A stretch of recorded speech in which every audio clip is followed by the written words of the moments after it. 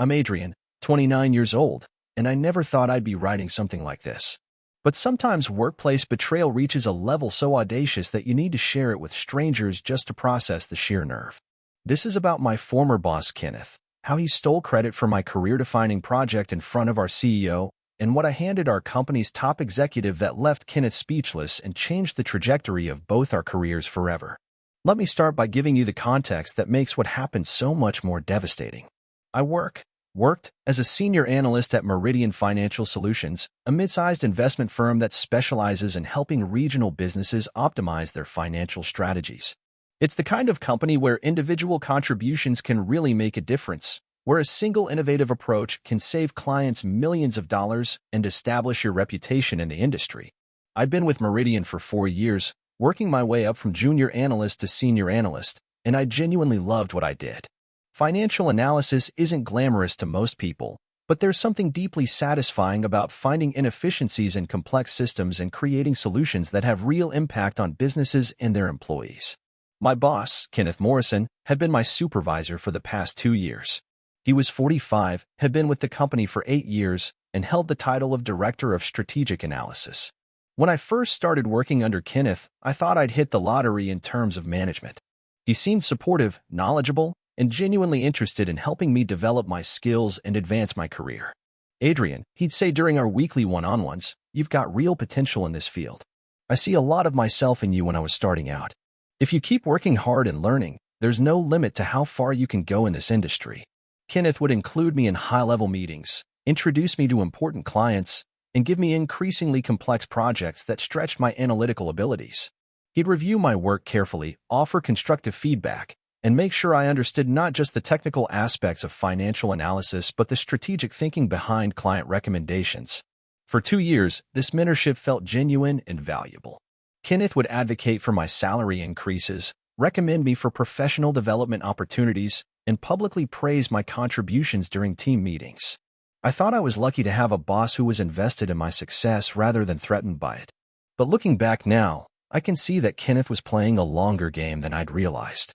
He wasn't just mentoring me, he was positioning himself to benefit from my work while maintaining plausible deniability about his own contributions.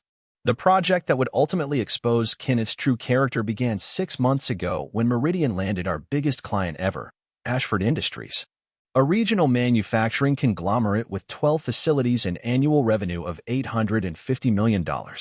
Ashford was facing a complex financial restructuring challenge that could either save them $40 million annually or, if handled incorrectly, potentially bankrupt several of their subsidiary companies. This was the kind of career-defining project that could establish someone as a top-tier financial analyst, the kind of complex, high-stakes challenge that separates competent analysts from exceptional ones. When Kenneth called me into his office to discuss the Ashford account, I was excited about the opportunity but had no idea it would become the most important work of my career. Adrian, I'm going to give you the lead on the Ashford analysis, Kenneth said, closing his office door for privacy. This is a massive opportunity for both of us.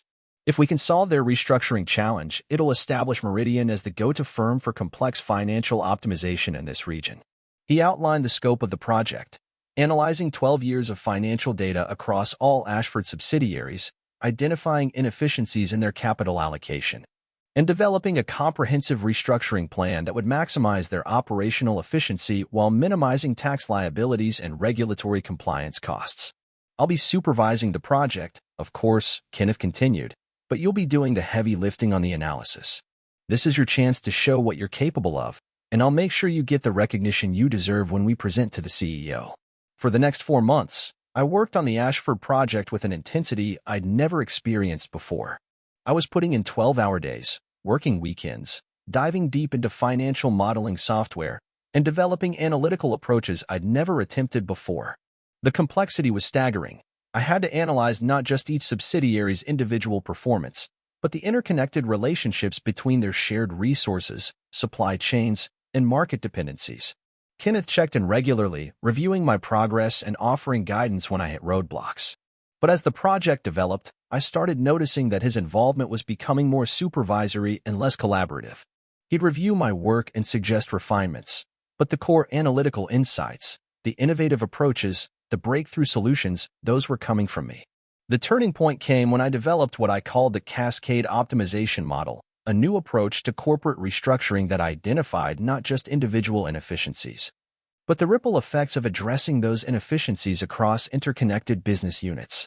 Instead of optimizing each subsidiary independently, my model showed how strategic changes in one area could create multiplicative benefits throughout the entire corporate structure.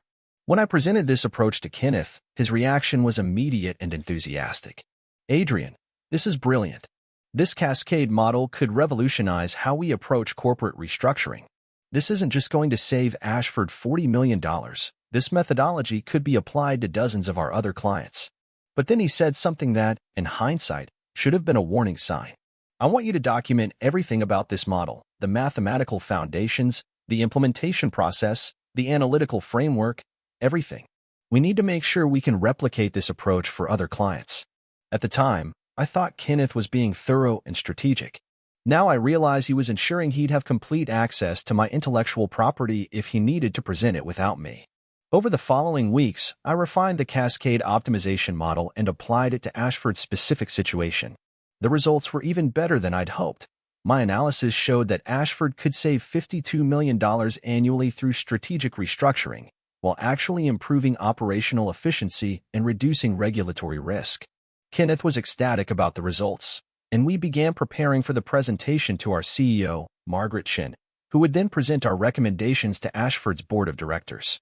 This would be the most important presentation of my career, the moment when my innovative work would be recognized at the highest levels of our company. "Adrian, this presentation is going to be huge for both of us," Kenneth said as we scheduled the meeting with Margaret. "Your analysis is exceptional, and I'm going to make sure Margaret understands the level of innovation and dedication you've brought to this project." I trusted him completely. After 2 years of mentorship and support, after months of collaboration on the most important project of my career, I had no reason to doubt that Kenneth would represent my contributions fairly and accurately. I was completely unprepared for what happened in that boardroom.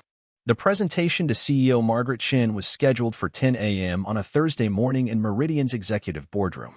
I'd spent the previous week preparing detailed slides, creating visual representations of my cascade optimization model, and rehearsing the technical explanations that would demonstrate how my approach could save Ashford Industries $52 million annually. I arrived at the office early that morning, reviewing my notes one final time and making sure all the presentation materials were perfect.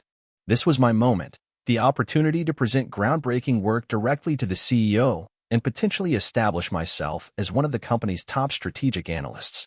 Kenneth met me outside the boardroom at 9:55 a.m., looking confident and professional in his best suit. "Ready for this, Adrian? This is going to be a career-defining presentation for both of us." "I'm ready," I said, carrying the portfolio containing my analysis, supporting documentation, and backup materials. "I think Margaret's going to be impressed with what we've accomplished." "She's going to be more than impressed," Kenneth replied, but something in his tone felt different from our usual collaborative dynamic. There was an edge to his voice that I couldn't quite identify. We entered the boardroom where Margaret Shin was already seated, reviewing preliminary materials about the Ashford account. Margaret was in her early 50s, had built Meridian from a small regional firm into a respected player in the financial services industry, and had a reputation for recognizing and rewarding innovative work. "Kenneth, Adrian," she said, gesturing for us to sit. "I'm very excited to hear about your approach to the Ashford restructuring. From what I understand, you've developed some innovative methodologies that could have applications beyond this single client." "That's exactly right, Margaret," Kenneth said, and I was pleased to hear him setting up the presentation in a way that would highlight the broader implications of my work. But then Kenneth opened his own portfolio and pulled out presentation materials I'd never seen before. "I've been working on what I call the cascade optimization model," Kenneth began, and my blood went cold. "It's a revolutionary approach to corporate restructuring that identifies multiplicative benefits across interconnected business units, rather than optimizing subsidiaries independently." I stared at Kenneth in shock as he presented my cascade optimization model as his own creation. He was using my terminology, my analytical framework, my mathematical foundations, everything I'd developed over 4 months of intensive work, and claiming it as his personal innovation.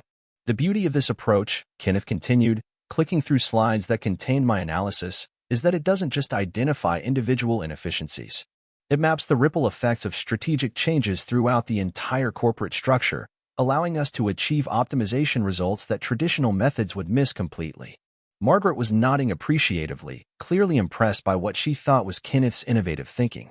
This sounds groundbreaking, Kenneth. How did you develop this methodology? Well, it required extensive analysis of interconnected business systems and some pretty advanced financial modeling, Kenneth replied smoothly. I've been working on the theoretical framework for months, testing different approaches until I found one that could deliver the kind of multiplicative benefits we're seeing with Ashford. I sat frozen in my chair, watching my boss steal credit for the most important work of my career.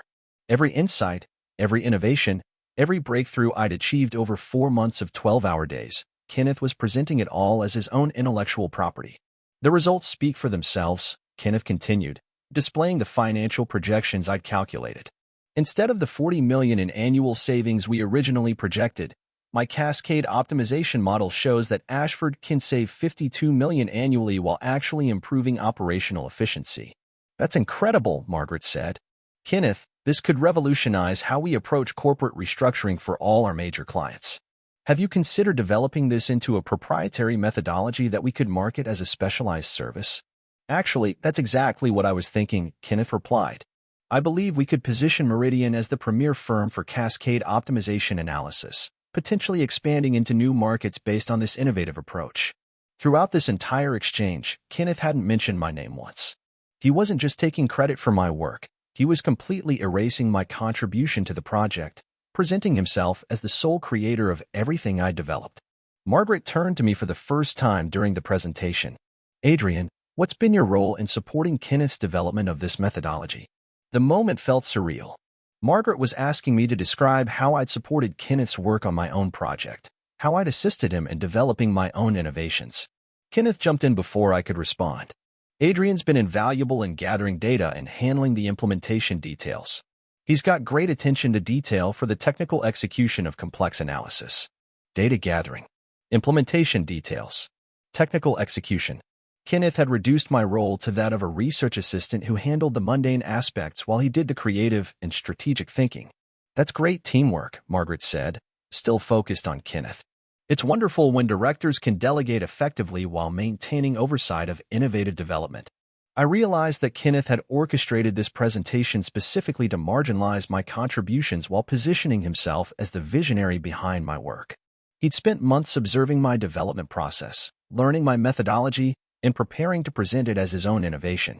The meeting concluded with Margaret praising Kenneth's groundbreaking work and discussing opportunities to expand the cascade optimization approach to other clients. Kenneth accepted her praise graciously, promising to develop implementation protocols for broader application of his methodology. As we left the boardroom, Kenneth put his hand on my shoulder in what looked like a collegial gesture but felt like a claim of ownership. Great meeting, Adrian. I think Margaret was really impressed with our work on this project. Our work.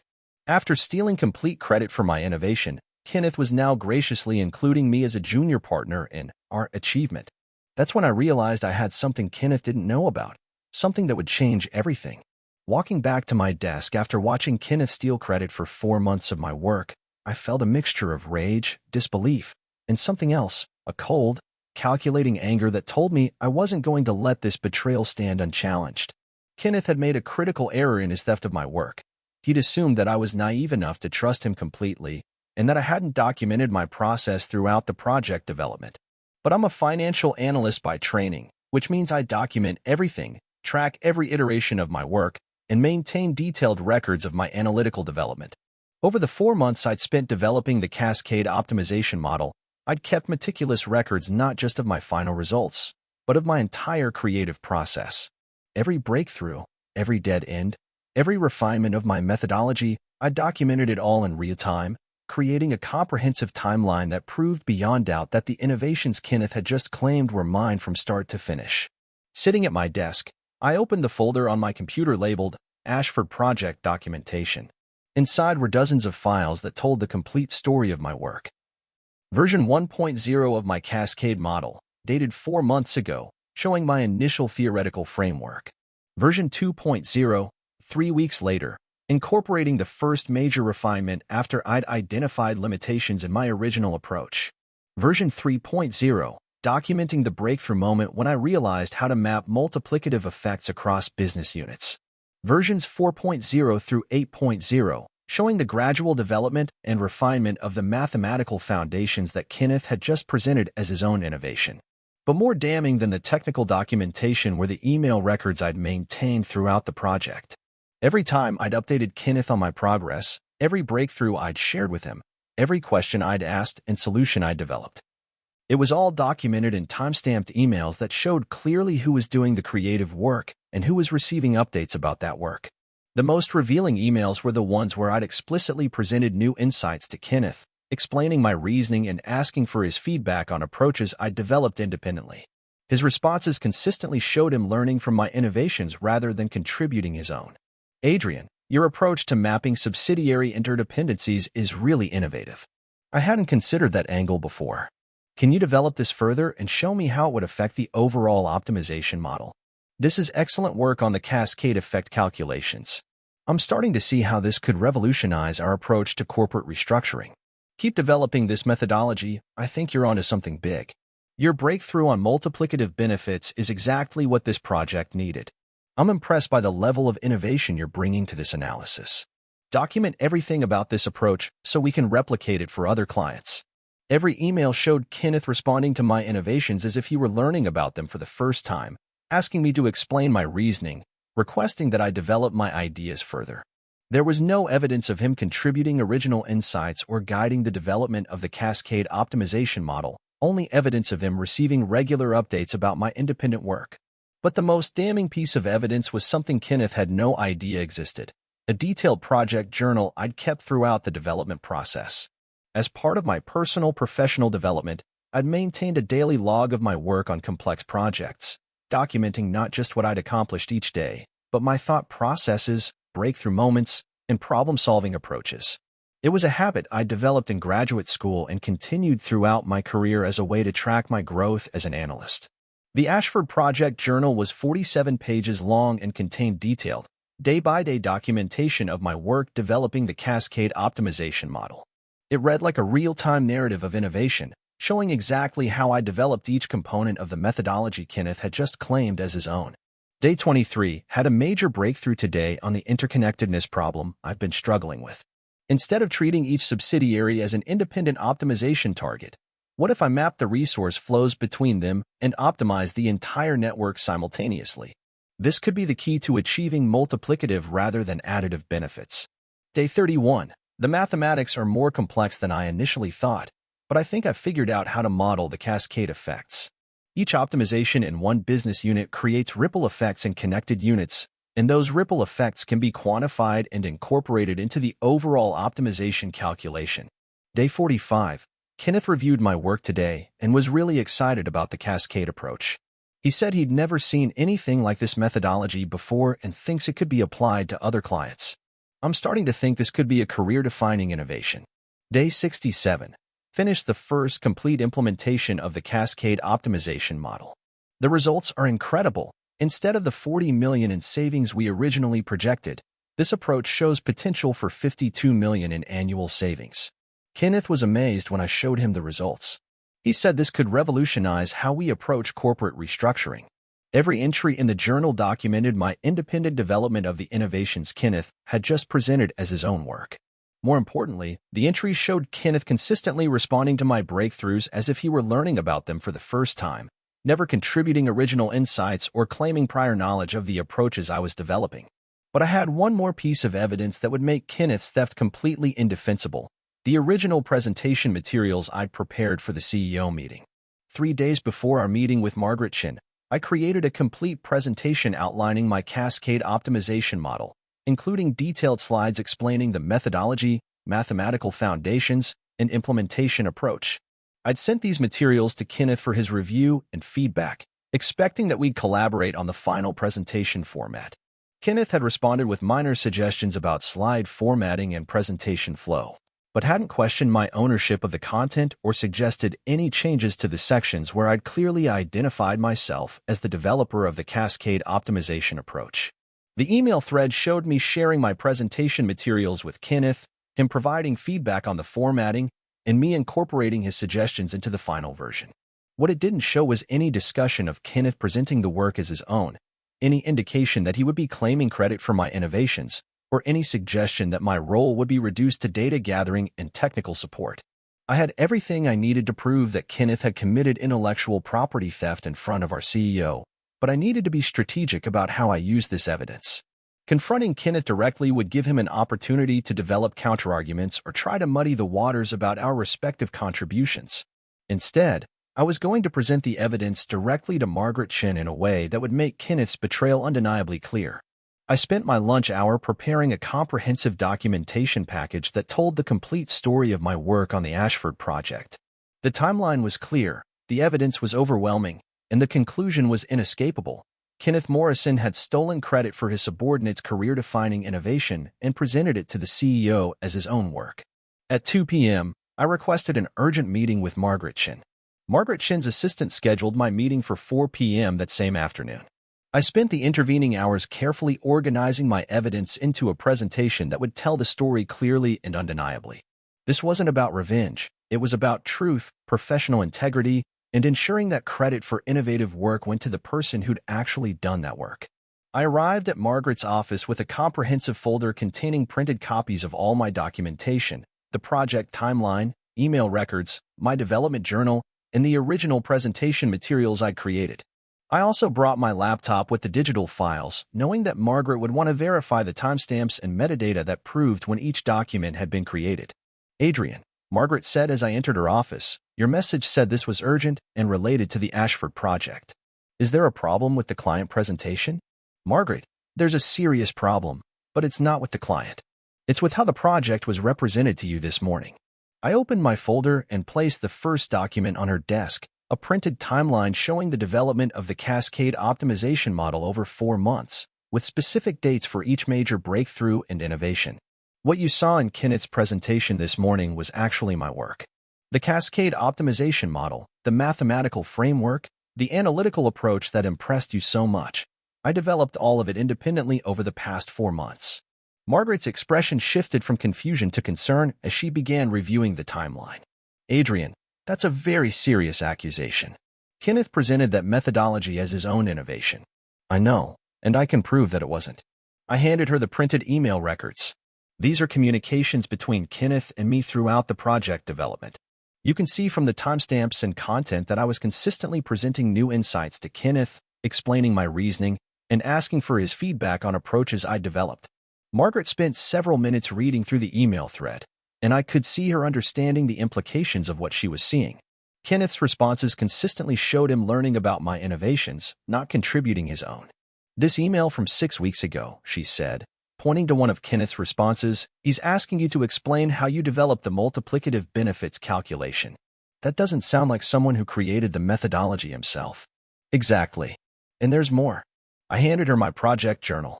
I kept a daily log of my work developing the cascade optimization model. This documents my thought process, my breakthrough moments, and my problem-solving approach throughout the entire development process. As Margaret read selected entries from my journal, I could see her expression growing more serious. The evidence was overwhelming and undeniable. "Adrian, this journal shows you developing the cascade approach independently, with Kenneth learning about your innovations as you shared them with him. This completely contradicts what he presented this morning." "There's one more thing," I said, opening my laptop and showing her the original presentation materials I created. "These are the slides I prepared for today's meeting. I sent them to Kenneth 3 days ago for his review. You can see from the file metadata that I created them, and from the email timestamps that Kenneth received them before our meeting with you." Margaret examined the files carefully, checking the creation dates and author information. The evidence was technically verifiable and completely damning. "Kenneth received your presentation materials, reviewed them, and then presented your exact methodology as his own work?" "Yes. And he reduced my role to data gathering and technical support when I actually developed every innovation he claimed credit for." Margaret sat back in her chair, processing the full scope of what I'd shown her. "Adrian, this is intellectual property theft.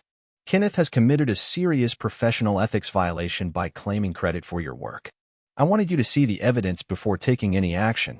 I believe in this company's commitment to integrity and innovation, and I trust that you'll handle this appropriately." Margaret stood up, her expression now showing controlled anger. "Adrian, I need you to stay here while I have a conversation with Kenneth. Do not discuss this with anyone else until I've addressed the situation. 20 minutes later, Margaret returned to her office with Kenneth, whose face was pale and defensive. He clearly knew that his theft had been exposed, but I could see him calculating whether he could somehow minimize the damage.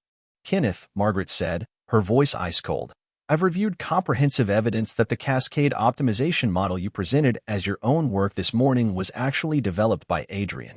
Would you like to explain how that happened? Kenneth tried to deflect. Margaret, there seems to be some confusion about roles and responsibilities on the project. Adrian did excellent work supporting the implementation of concepts that I... Stop. Margaret's interruption was sharp and final. I've seen 4 months of documentation proving that Adrian independently developed every aspect of the methodology you claimed credit for. I've seen emails where you're learning about his innovations for the first time. I've seen his development journal documenting his creative process. I've seen the presentation materials he created that you then presented as your own work. The silence that followed was deafening. Kenneth realized that his position was completely indefensible. Kenneth, you committed intellectual property theft and violated the most basic principles of professional integrity. Your employment with Meridian Financial Solutions is terminated effective immediately. Kenneth tried one final appeal. Margaret, I've been with this company for 8 years. Surely we can work through this misunderstanding. There's no misunderstanding. You stole your subordinate's innovative work and presented it as your own creation to the CEO of this company. That's not a misunderstanding. It's professional misconduct that requires immediate termination. Security escorted Kenneth from the building that afternoon. Within a week, I was promoted to Director of Strategic Analysis, taking over Kenneth's responsibilities and receiving a substantial salary increase. More importantly, the cascade optimization model became the foundation for a new service line that Meridian now markets to major clients, generating millions in additional revenue for the company. My name is on the methodology, my innovations are properly credited, and I'm building a career based on work I actually did rather than work I stole from others. 6 months later, I'm leading a team of analysts, developing new methodologies, and building the kind of career I'd always dreamed of, based on genuine innovation and authentic achievement. Sometimes the most powerful thing you can do when someone betrays you isn't to get angry. It's to calmly present the truth and let justice take its course.